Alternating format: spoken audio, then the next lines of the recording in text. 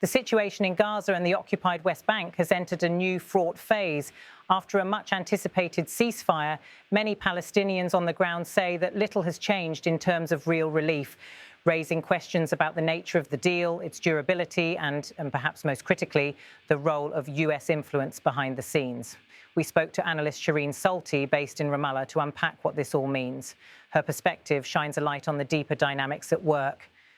Salti begins by pointing to the issues of implementation and the unilateral nature of the deal. Yeah, absolutely. I mean, one thing it's clear, Israel is testing what the red line is for Americans during their visit to Israel. It's important to note that Israel has been notorious at breaking ceasefire over and over again. She argues that what we're seeing is not simply a lull in fighting, but a probing of US resolve. She continues, "It's interesting to see the developments on the ground in comparison to what the discussions have been at the legislative level. We've seen the Israelis test the Americans with the annexation bill to see their reaction. And yeah, it's really clear that that's the Americans' red line at the moment. Ground reports from Gaza support this readout. Relief has trickled in, but large-scale relief corridors remain clogged. Destruction from bombardment continues to threaten the lives of civilians. Water and sanitation infrastructure remains devastated, and displaced families struggle to find basics like clean drinking water, shelter, and power." In the West Bank, meanwhile, settler violence has surged during the olive harvest, with Palestinians facing attacks and demolitions in villages across the region. Salti points to what she describes as a parallel process of informal annexation via settlement expansion and new outposts. The Americans continue to ignore the new illegal outposts and settlements, which is what is happening. The informal kind of annexation on the ground that has increased since October 7th of 2023. I mean, just to give you a perspective, 1,001 Palestinians were killed in the West Bank since then, and 1 in 5 are children.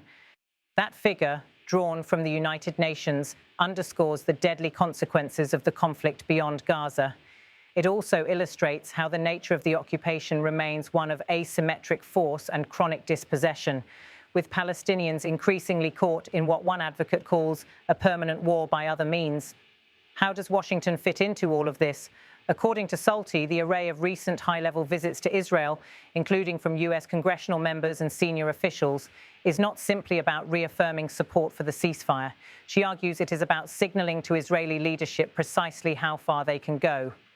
"I don't think US influence is overstated," she says, "but I don't think we should underestimate the pressure, the US pressure on Israeli officials, particularly when it comes to this." She cites the controversial annexation bill introduced in the Israeli parliament and how US officials publicly pushed back. We're seeing the US officials pushing back on the so-called annexation bill. She notes the pressure is real, but uneven.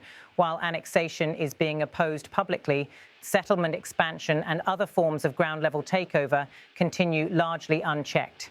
The Americans continue to ignore the new illegal outposts, which is what is happening, the informal kind of annexation on the ground. One of the most telling lines Salti offers relates to the optics of US diplomacy. Every day, Palestinians face settler attacks, especially now during the olive harvest season. And at the same time, Palestinians see Americans visit Israelis without visiting Palestinians, talking about peace like a one-sided kind of peace without really a regard to their lives. She highlights how these diplomatic gestures can appear hollow when not accompanied by changes in policy or enforcement on the ground. The stakes for Israel are also high. Salti argues that defying US red lines would carry real consequences. I mean, look, I think the Israelis will not be able to defy the Americans publicly on the annexation or legally per se. I think Netanyahu has noticed now, with the Americans pushing back, that this is not the political time to do this formally. She suggests the annexation pilot has now failed, at least for the moment, because Israel realizes how dependent it is on Washington's support. That dependence is not simply financial or military. It is diplomatic, strategic, and tied to Israel's long-term access to international markets, technology, and shielding from diplomatic isolation. The US remains the guarantor of much of Israel's diplomatic standing and military edge. Salti frames the current moment as one of testing and calibration. Israel is probing US thresholds while continuing operations in Gaza and the West Bank. The US is signaling both firmness and ambiguity. On the ceasefire front, the fragile halting of large-scale hostilities has given relief agencies a breathing space, but not yet a durable solution. The deeper war of attrition continues, whether through displacement, settler violence, infrastructure destruction, or the pressuring of Palestinian communities. We can summarize the landscape in 8 key points. The Gaza ceasefire is holding in form, but not yet in substance.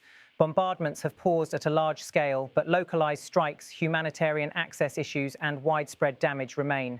Israel is testing US thresholds by advancing legislation and settlement activity that edges toward formal annexation of Palestinian land. The United States has drawn its red line. Formal annexation of the West Bank is not supported. US officials have publicly condemned votes and symbolic measures toward that end. On the ground, however, informal annexation via settlement expansion and new outposts continues unabated, with significant humanitarian consequences for Palestinians. US diplomatic engagement is intense. A high-level diplomatic parade signals both support for Israel and concern about its policy trajectory. But Palestinians increasingly feel excluded from that process. For Israel's leadership, especially Prime Minister Netanyahu, the calculus is delicate. Pushing too far risks loss of US support, but pulling back publicly undermines far-right coalition pressure. Humanitarian dynamics are worsening. Thousands of Palestinians killed in the West Bank, settler violence growing, infrastructure shattered in Gaza, aid constrained, all pointing to deeper instability rather than peace restored. The broader regional answer remains unaddressed. Arab states, led by Saudi Arabia and the UAE, view any Israeli annexation as a showstopper for normalization, while Palestinians feel sidelined in post-conflict governance designs. Looking ahead, what happens next will likely turn on several variables. Whether the US sticks firmly to its red line and visibly acts if that line is crossed, whether Israel shifts from probing to advancing annexation, whether Palestinians gain meaningful space in ceasefire implementation and reconstruction, and whether regional states move to tie normalization to a credible Palestinian political horizon. Meanwhile, from the Israeli leadership side, Prime Minister Netanyahu has publicly rejected the suggestion that Israel is simply a client state of Washington, asserting Israel has a partnership, an alliance of partners, not dependents. This public posture is telling. While Jerusalem clearly values US backing, it also seeks to maintain autonomy in decision-making. On the US side, Vice President Vance's visit to Israel was explicitly aimed at signaling red lines.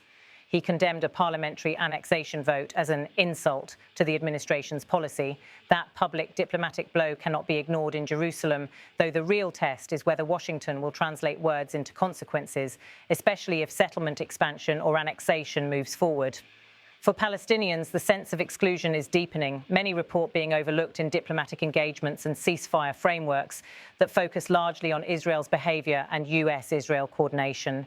Relief agencies warn that unless reconstruction, humanitarian access, and protection from settler violence are addressed, the ceasefire will prove ephemeral. Salti warns that without these safeguards, the current lull could simply become the next phase of the same conflict.